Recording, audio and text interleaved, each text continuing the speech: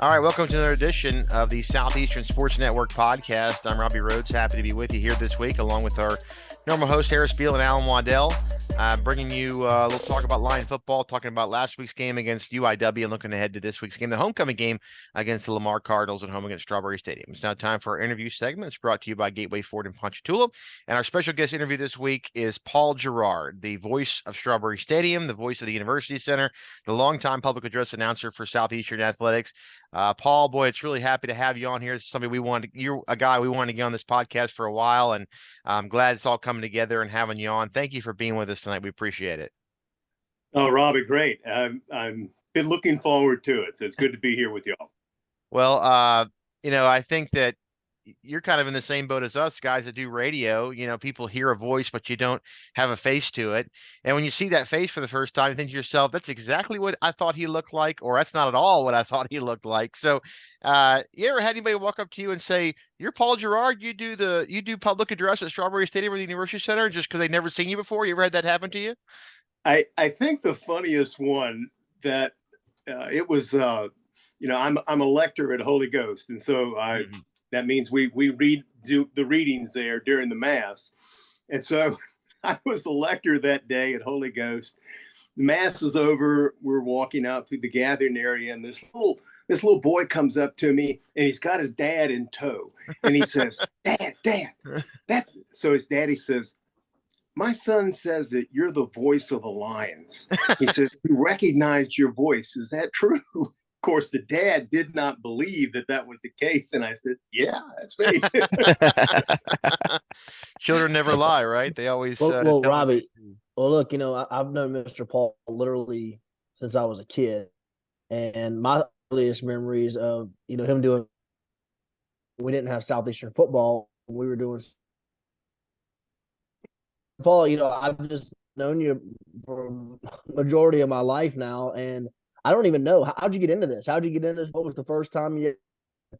And then talk about how it ended up being involved in you were at.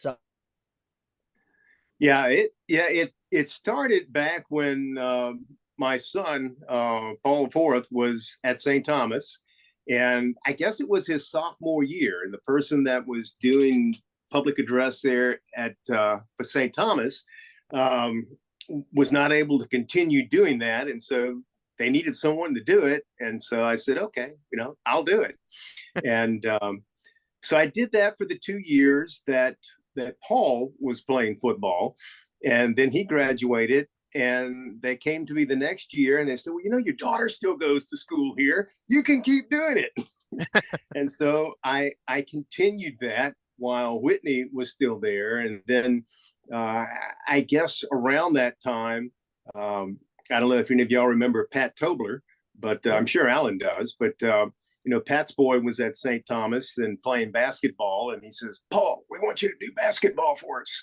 And I said, "Pat, I've never done basketball before." He said, "That doesn't matter. We want you to do it." And so, at that point, I was doing both football and basketball for St. Thomas. And so that was sort of the genesis for it. And, one thing led to another. Southeastern resumed football. And, somewhere around, I guess it was 2007, which is maybe 3-4 years after football resumed, circumstances worked out. And I got a phone call from Dart Volts and said, "Paul, we'd like you to do this." So I've been doing it ever since. Well, so that was just football. And then, I guess it was when Joel Erdman came in as athletic director. He wanted to have some consistency in the voice for Southeastern. And I said, "Well, Joel, I'm going to do what I can to help out." At the time, I was obviously working a full-time job. And so what we finally settled on was, I was the voice for football and for men's basketball. And so I've been doing men's basketball for just a few years less than what I've been doing football, but they're both so much fun. I've got the best seat in the house. Hey, for Lion fans that don't know, Robbie did PA for the University Center, I think, before you, Mr. Paul. Whenever we were at school, Robbie actually did the PA at the University Center. Man, that's why those shoes were so big for me to fill. Oh man, yeah, that was fun. That was how I got into it. And I was playing golf, and Tim Baldwin said, "Hey, they need someone to do this." This is, I guess, in '06, '07. And I said, "Yeah, I'll give it a go." And it was a lot of fun. I loved it, and I think you can tell about this, like when you have that big crowd and there's a big basket or a big dunk, or you're like there's cheerleaders on the field, there's people in the band that are leading the cheers or leading the songs, but you are like you're that first person that can, voice that excitement to carry the crowd. That's how I always felt about it. And I think you do a great job with that too.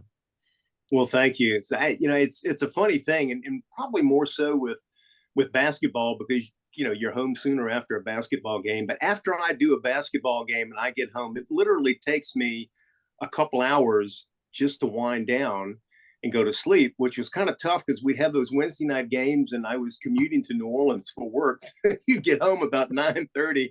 It was 11:30 before I could put my head on the pillow and go to sleep. But just so much fun. And Mr. Paul, one thing as well that, we talk about all the time is how far like game day has come at Southeastern just since we've been involved. And I know for you, I kind of peek my head in there sometimes whenever y'all are in the booth getting ready for the game, and your script's like 10 pages long. I mean, I feel like our game day experience and all the different things that have been put on your plate is a lot more today than it was even 10 or 15 years ago when you started. And I think that's a good thing for what's going on for our Yes. game day experience. Yes. And, I had, what was it, about 3-4 years ago when we played LSU in Baton Rouge? Yeah. And Dan Bornay is a friend of mine, and he knows that I do PA for Southeastern. And of course, he does football for LSU.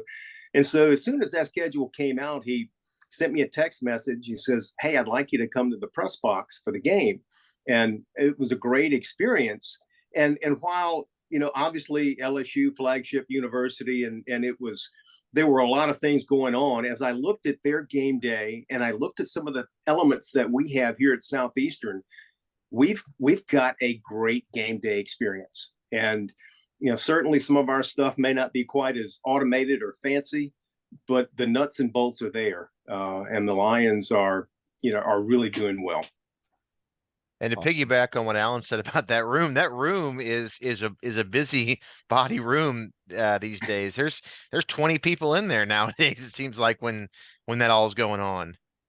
Yeah, there's a lot that goes on in there, and usually each game, Dr. Joe Miller will bring a couple of people from the fifth floor that have never seen it, and they'll come up, and I'll take the time to bring them through the ops room, show them all the different things that we have going on, and it's a lot. I mean, we've got everything from the campus police there, the clock operators, scoreboard operators, music, video, replay. There's just a lot of stuff going on. Harris, go ahead with what you have for Paul.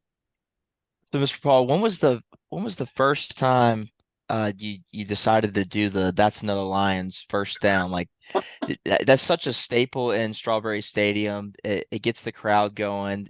Everybody knows that when you say that they speak with you and they follow along. What do you remember the game? Do you remember when you first did that? So I, the year doesn't quite, I've been at this for 16 years. So the years kind of get a blur in there, but I can tell you chronologically about when it happened because Dr. Randy Moffett was the president of the university. And that was something that Dr. Moffett wanted to start. And so it was the first game of probably a season early on when Dr. Moffett had assumed his position there as president. And I remember they got with me and said, "Look, Paul, this is what we want to do. And we're going to hand out flyers before the game to the fans as they come in." And they said, "It may take a few games to get them involved in it, but we want to stick with it." And so I remember that first game and the flyers were handed out. And we've got that small window up in the ops room so we can get some of that audio feedback coming in. And when we first started that, you couldn't really hear the crowd. But I'm going to tell you now, when I say that, I can hear the crowd that's coming in through that little bitty window into that ops room. So if you date back to when Dr. Moffitt was here, and that was before Dr. Crane, and Dr. Crane was here a long time. So you can figure out it's been a few years. That's awesome. That's awesome. And I don't know if you know this, but you are totally famous in the Southland Conference with opponents. I mean, nothing negative. Everyone knows you, and you're. I mean, I think just the way you call the game, the Lion first down.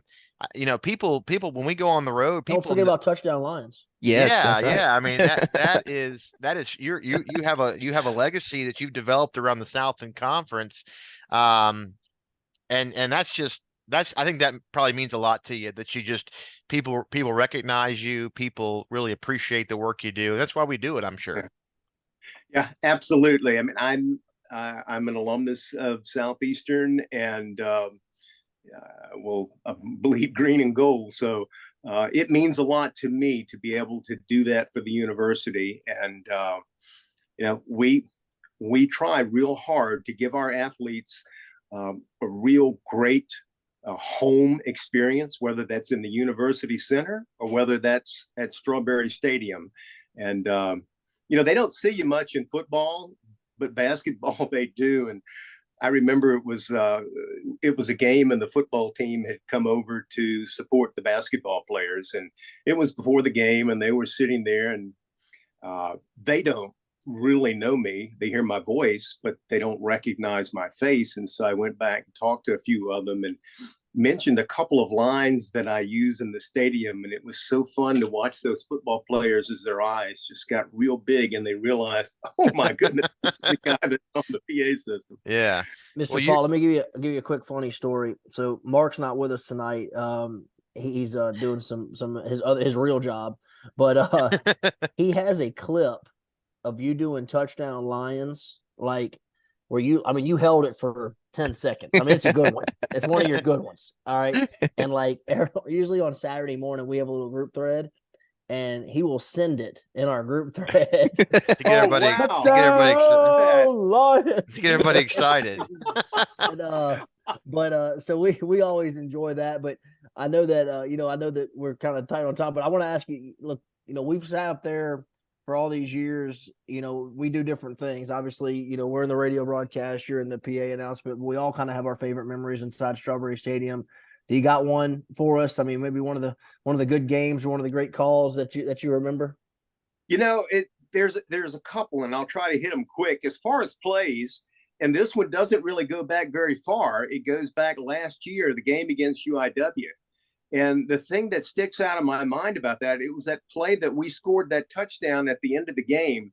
And where we were up in the press box, the view of how that whole thing unfolded was just astounding. And so that's one of the plays that really sticks in my mind as I think of those. But probably one of the funnier things, this was, I don't know, it's been a few years, probably before we even went to our first playoff game. We were in the Southland Conference, and we were starting to get a toehold and being able to compete against the McNeeses of the world. And we were playing McNeese at Strawberry Stadium, and they were ahead of us. And we ended up, pardon the pun, clawing back and going ahead at the end of the game. And so earlier on, McNeese was just so confident that they were going to win. And when we scored at the end of the game, took the game, the look on the faces of those fans, they were utterly stunned. I'll always remember that. That's great. Well, you've been up there and doing this for a while, and you're one of the staples. I feel like you walk around that press box, you see a lot of new faces, people coming and going that are doing different jobs. But like, I know, me and Alan Harris has been with us now and is doing a great job for the last couple of years. Mark, Alan, Kemmler, Damon, guys like that. You've worked with guys like Coach Luke up there he does basketball with you, and he does football as well. The late Will Allman was a guy you worked with a lot. Just talk about your little last question here, your little team that you kind of been with for all these years that makes everything go. Yeah, we've had a lot of folks that have been there a long time. And you mentioned Luke, and Luke was my spotter for a long time until until the stats people stole him from me. But he was always there to help us. Of course, Will, we all miss Will. He had a sense of humor that was, well, it was just Will. But we're starting to develop some other people that have been around here a long time. I mean, Kim Carrier has been doing music for us for a long, long time. We've got, Kimler has been here. It's just a rock for football for so long. And, it's comforting to have those people there because you know what you're going to get. You don't have any surprises. And on game day, when you're getting prepared, and look, y'all are in radio and y'all have the preparation and everything too. It's important to try to avoid any real upsets and calamities as you're trying to put everything together. And having consistent people there is very helpful. Well, Paul, we do appreciate it, and you'll be in Strawberry Stadium this Saturday for homecoming against Lamar. Lions trying to get a win, but you'll be there, and you'll be the staple there, not only this Saturday, but all Saturdays going forward in the fall, and also when the University Center opens up for men's hoops later this year. Paul, thank you for being with us. It's a pleasure. We really do enjoy it. We wish you a great night, and we'll look forward to seeing you this Saturday as always.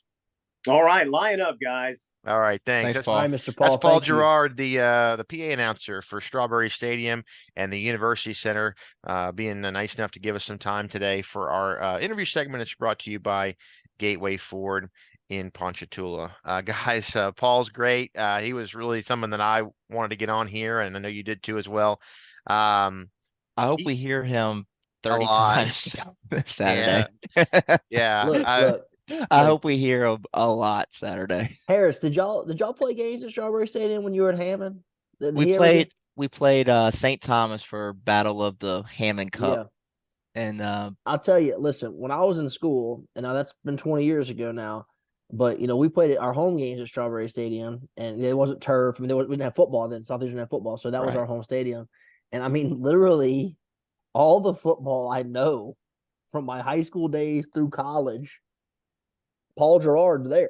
right, You know what I mean? Like he is the voice of that. I remember. I can remember, certain names that he would say a certain way and things of that. And man, he's just an awesome human being, great family, and man, I tell you, it was really nice having him on and what he does for Southeastern. Like he said, I know he's retired now, but he had a big job with Energy, and he was commuting, like he said, back and forth to New Orleans, and would give up his time on the weekends or on the nights to be a part of Lion Athletics. And I know that really rings true to us because we kind of do that same thing. And whenever it's something you care about, you certainly pour your heart and soul to it. So I want to thank Mr. Paul for not only being on our podcast, but also being a part of Southeastern Athletics. And Alan, I tell you, I've been doing this since 07. I know you've been, tied into it a little bit longer than me, but in 07, and Harris, because you went to games, but that was the days of the old press box before the Victory Club. And it was like it wasn't a high school press box. It was it probably went from I'll say this, it's better than UIW's. It probably went from the 35-yard line to the 35-yard line. Like, it was pretty long, but it was one level. And when you wanted to get it, go to where they had the food or where they had anything, you had to walk by individual little booths where radio was, coach's booth, but the game ops and the scoreboard was all in the same little big room. And the bathroom was right there, and Paul used to stand there and do it. And he would shake that old press box when he would do it. And it wasn't just because he was overwhelming it. It was just because his voice was just it carried so well. And, he is famous. You kind of read these fan message boards out there and stuff. People will talk about him when they lose. Like, I'm so glad I'm not there anymore. God driving me nuts, because they're losing, and for a long time that was the case. So we really appreciate him. And that's really cool. I didn't know that he and Dan Barnett are really close friends. Yeah, that was an interesting story. It is. To be able to get up there and see that, firsthand and kind of compare what they do and what we do. Sure. And, everybody knows Dan Bornay. And I would venture a guess that Paul and Dan Bornay are probably some of the most tenured PA announcers in football in college in the state of Louisiana, maybe in all of football. I mean, I know the late, what's the guy that did the Saints forever that passed away? I know his son's taking over the job now, but talk like the West End Saints, like that. What was that guy's name? Alan will Google it. But anyways, guys, we got about 23 minutes till this thing goes tonight, so we'll jump into Romig.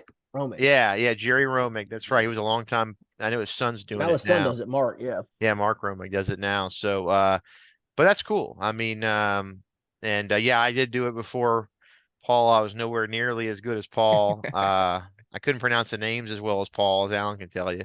But Great Dark Bowl story there, huh? that is, We got this great guy that can do the PA. Just can't pronounce the names. yeah, that was, that's interesting because um, Dart Vaults got me into this. Dart Yeah. Vaults called me and said, "Hey, I was playing golf, and you know, golf's a pretty low end job for a sports information director. So, and golf's probably the easiest, and football's probably the hardest. So it's always seems like that. I don't, that I know Matt Sullivan did it, and I think Kemmler's had a little different role, but Dart did golf as well. So Dart was our SID, and he knew me, and he got me into that whole deal with public address and led me to doing sideline with radio. So I think Paul and I both think Dart Vaults for getting us into this years and years ago. But anyways, tough loss at UIW. I know Alan did a great job filling in for Mark doing the play-by-play. Harris will be back this week. 0-6. We're here, talking about it. It's rough. The team doesn't want to be 0-6. The coaches don't. They're working hard. They're trying. It's just not working Robbie, out. I think the most frustrating part about this season is, you mentioned this. We've been doing this a long time, and we did this when we were bad. I mean, real bad. Real And bad. this is not a bad football team. That's what's so No. frustrating to me is, like, I think back to those years. I've tried to block them out, but I still remember, those 2-9, 3-8 Yeah. teams. Yeah. And This is the best 0-6 team I've ever seen in my life. I mean, well, it's the most talented. This is not like fan Yeah, talk. This is right. just straight up talk. I mean, we could be 4-2. I think we could Yeah. be 3-3. I mean, but we're not. And ultimately, I said this on the broadcast, and we've been doing this so long, and under Coach Selfo, we've found ways to win games, in his early part of his tenure here, and especially in the last 4 seasons. But this year, we're just not making winning plays. There's certain plays in the game. There's usually about a handful of them that if you make the play, you're going to win. And if you don't, you're going to lose. And right now, we're just not making them. And, we did everything we could do to get back in that game Saturday. I said this many times on the broadcast, but like every time it looked like we were dead, we would make a play and come back to life. And we'd have life. And it literally came down to the final minute of the game. We're inside their territory with a chance to win the game, and a ball gets tipped in the air and they intercept it. Yeah. I mean, it's like, and I even remember saying, that's just kind of how this year has been. And it's just really frustrating, to be 6 games in and don't have a win with a team that, we all thought would compete for the conference championship, would all get back to the playoffs. But it is what it is. And our record is what it says, is what it is. So, we got to figure out a way to win a game, beat Lamar, and try to win 5 in a row and have some positivity going into the offseason. Yeah. Look, I mean, this isn't the first time this has happened in history. There's been teams that have high expectations, high hopes. I mean, I think back to a lot of people have been bringing up the 2010 team to me, and not to knock those teams because there's former Lions. It's more like 15. Well, yeah. The 2010 team was like, you kind of had some expectation after a good 09 year. But the 2015 is the one that hits the nail on the head. You had won back-to-back conference championships. Now that year to me started better. It started better. Started but then we just finished awful. They finished awful. There was a ton of injuries that season that I think contributed to that. But look, you hear this a lot in the NFL. Like the teams are so comparable. They're so close. A small play here, a small play there can swing a game. Not to knock Houston Christian. The Lions laid an egg against Houston Christian. They're not a really good football team, but they played a good football game.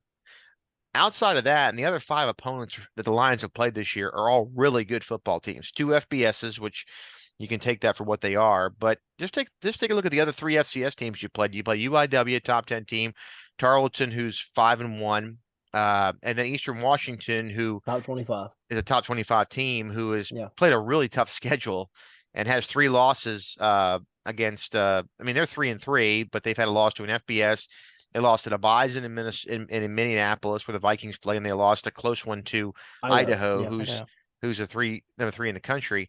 When you play, I'll just talk about the three FCSs. When you play those three teams in your FCS games, and you're right there in all of them, because in every one of them you were right there, and you're those little a bad team, a bad football team gets blown out by those teams. You know what I'm saying? Like they Hey, just and, get and a bad team gets blown out when it's 24-6 at halftime. correct. This And is this and they this didn't team do fought. that. This team just keeps fighting. And so, you know, and that's kind of the way the 15 year was. That team never was. Now they were losing to some bad teams at the end of the year, Because we but couldn't score. they Remember they that? We couldn't struggled score at scoring. the I end. It was remember just, that 15 season all too well. yeah. Yeah, Harris was on the bus riding home from those losses. It Well, wasn't fun. I think this year is also a very it's just to be said, when you see teams like Alabama or North Dakota State or teams that are there every year, listen, it's hard to get to the mountaintop. It's even harder to stay up there. There's no doubt. And, this program has been doing this, going up the last several years. For 5 years. And it's hard to stay there. You're everybody's biggest game. Everybody's got you circled. And, we just haven't made the plays that we're accustomed to making. And like Robbie said, I mean, those three opponents are all top 25 FCS programs, playoff caliber teams. We could have won every one. Now, it's very disappointing we didn't win any. But, you could have won every game. And listen, you can win the last 5. I mean, there's no doubt you can win the last 5 and be sitting here 5 or 6 weeks from now and saying, what could have happened if we'd have, won a couple of those other games. But, hey, it is what it is at this point. You got a lot of young players. And the other thing is, you talked about injuries earlier, that 15 team. There hasn't been a ton of injuries on this team, but there's been some injuries that you just can't afford to have. You think about Maurice Massey, has not played a snap this year. We were very inexperienced coming back at wide receiver. This is a guy that you were really counting on. He gets hurt in preseason camp. He hasn't played a snap. Blaine Delahousse, a guy that played a lot last year at corner. We lost a lot of corners from a year ago, even though I think our defense has played pretty well, and I think our corners have been good. But Blaine Delahousse is a really good player. Got hurt in the Mississippi State game, hasn't played since. So I'm just saying there hasn't been a ton of injuries, but there's been some big injuries that you just can't afford to have in a couple of positions that you were already limited going into the season because you were replacing some all-time great players here at Southeastern. And to piggyback on that with the injuries at positions that require big plays, is that something we haven't seen all year, is the big play offensively from our wide receivers. It feels like the first 6 games, we just really haven't had those explosive type long scoring touchdowns that we're so used to with Cole Kelly and Right. Eli last year. Where we just line up and we might just bust one for 70 yards, but we haven't seen that this year. And I think that goes back to just, you have Maurice Massey out, you have some wide receivers that are still young, they're still developing, and they're getting better. I think each week this team gets better. We're just not getting in the win column, but that's just something that the offense is missing. It's just that big explosive play. And I think Eli is kind of trending up over the last 2 games. In my opinion, I think he's starting to play better. I think Coach Stelfo said it Monday. Eli hadn't played a lot of football. People think, oh, he's played a lot of football because he was here last year and he played a lot. He played a lot in that rotational role. I mean, Cephas Johnson was the starting quarterback for the Lions last year. I mean, Eli probably played 25% of the time. Yeah. And so he's still trying to learn and get it. But I thought he played really well against UIW.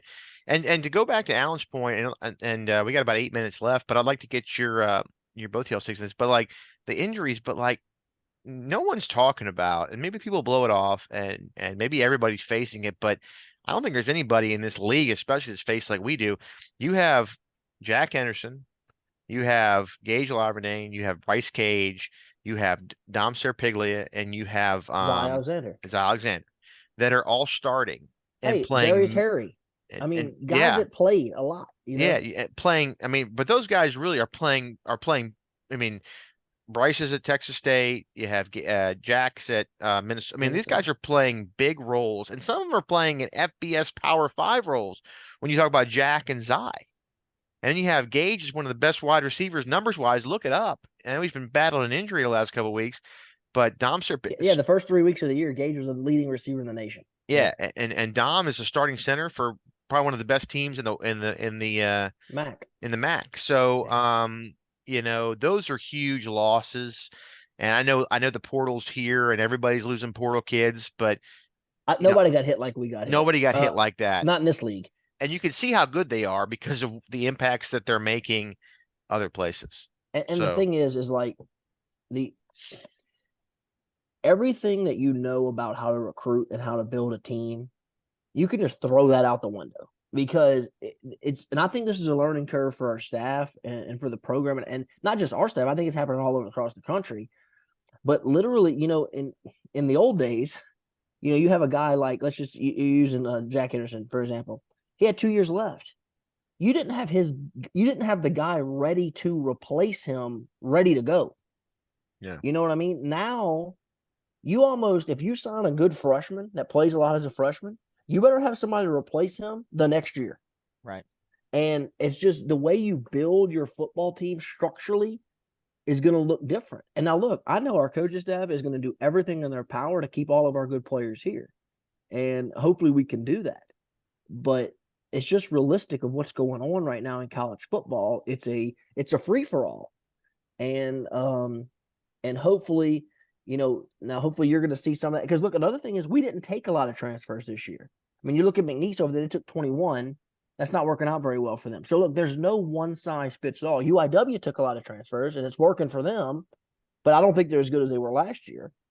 But And they can't sustain what they're doing. there's There's no no way. way. But my point is there's no one way fits all. So we have to kind of figure out what are we trying to do. Now, I do think because of the portal, you're going to have access to a much better high school player. I don't know if you get a Jalen DiMaggio. I don't know if you get a Mike Williams. I don't know if you get the running back from Carr that's playing for us. You don't get those guys in 5 and 6 years ago before the portal, but now you have an opportunity to get them, and you have an opportunity to develop them early and then play early.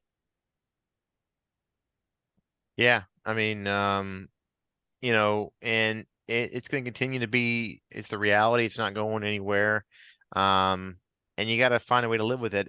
Lamar coming in on a 3-game win streak. Guys, got about 4 minutes left, but Lamar coming in on a 3-game win streak. None of their wins have been impressive. They've won close games against, they blew out an NAIA school 38-0. I think it was Lincoln of California.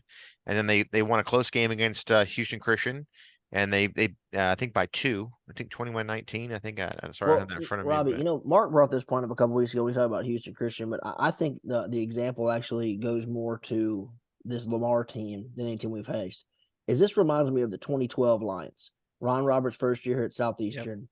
Yep. We weren't a very good team when he took over, but a new head coach, you're playing harder, you're playing more hungry, and we beat the teams that weren't very good that you could beat. And we didn't beat a lot of teams that we weren't, Sam Houston beat us by 70 that year, if you remember. Yeah. So the point is look, Lamar's doing what they're supposed to do. They're 3-3, they're 2-0 in the league. They're going to come in here as confident of a Lamar team, maybe ever. You know what I'm saying? I mean, they are playing well. They're over there saying, hey, the wheels will come off in Hammond. You got a chance to go to 3-0. We're going to be, we're rallying the troops. We're going to have to play well to win. And I think we'll have a good crowd because it's homecoming. It's supposed to be beautiful weather. We always draw well for homecoming.